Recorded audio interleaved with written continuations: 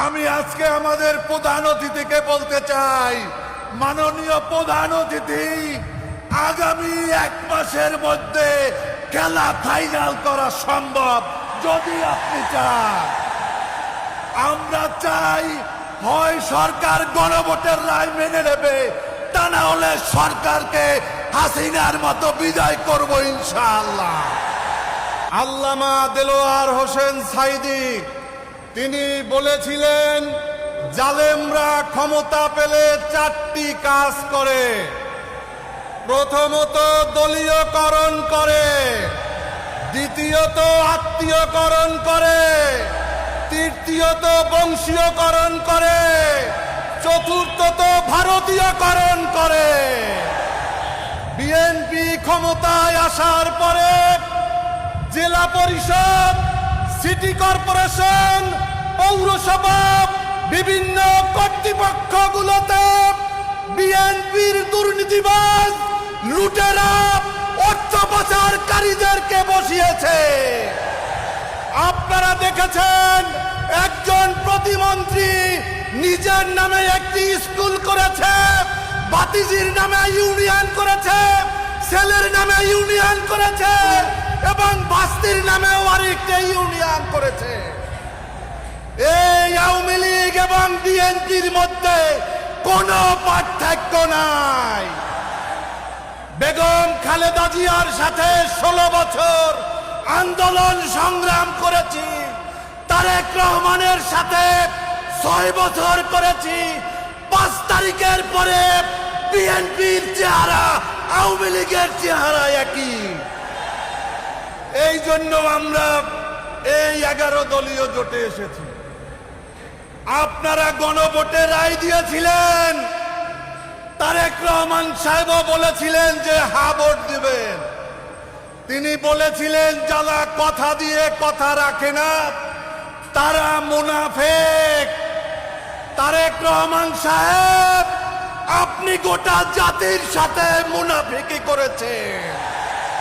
আপনি হাতে ভোট দিতে বলেছেন, এখন হাকে মেনে নিতে চান না। আমি আর 2টি কথা বলে শেষ করব।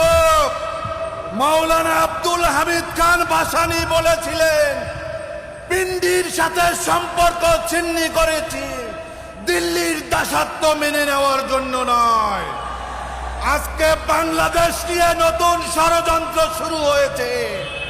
কখনো শুনতে পাই এই খুলনা জেলার বড় একটি অংশ ভারতের সাথে নাকি নিয়ে যাবে। কখনো শুনতে পাই আমাদের পার্বত্য 3 জেলা নিয়ে নাকি নতুন চক্রান্ত আছে। এখন শুনতে পাচ্ছি আমাদের রংপুর নিয়ে নতুন ষড়যন্ত্র।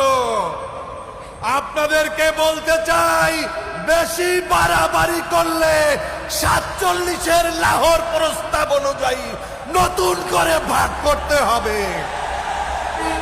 সংগ্রামী বন্ধুরা আমার, শুভেন্দু অধিকারী, তুমি নাকি নতুন ভারতীয় হয়ে গিয়েছ। আরে তোমার জন্মই তো হয়েছে বরিশালে, তুমি কবে ভারতীয় হয়ে গিয়েছ? এই পশ্চিমবঙ্গে মুসলমানদের বাড়ি ঘরে বুলডোজার দিয়ে ভাঙা হচ্ছে, মাদ্রাসা মসজিদ বুলডোজার দিয়ে ভাঙা হচ্ছে। আর বাংলাদেশে 82 ফুটের মূর্তি বানাবা, এই দিবা স্বপ্ন পূরণ হবে না। আমরা মুসলমানদের রক্ত, এটা শুধুমাত্র কুকুর বিড়ালের রক্ত নয়। ওই পশ্চিমবঙ্গ শেরে বাংলা একে ফজলুল হক চালিয়েছিল, হোসেন শহীদ সরওয়ার্দী চালিয়েছে। আমরা তাদের উত্তরসূরি। আমরা হযরত সেই শাহজালালের উত্তরসূরি। গৌর গোবিন্দ পালিয়ে গিয়েছিল, তোমাদের কোনো অস্তিত্ব থাকবে না। আমি আজকে আমাদের প্রধান অতিথিকে বলতে চাই, মাননীয় প্রধান অতিথি, আগামী 1 মাসের মধ্যে খেলা ফাইনাল করা সম্ভব যদি আপনি চান।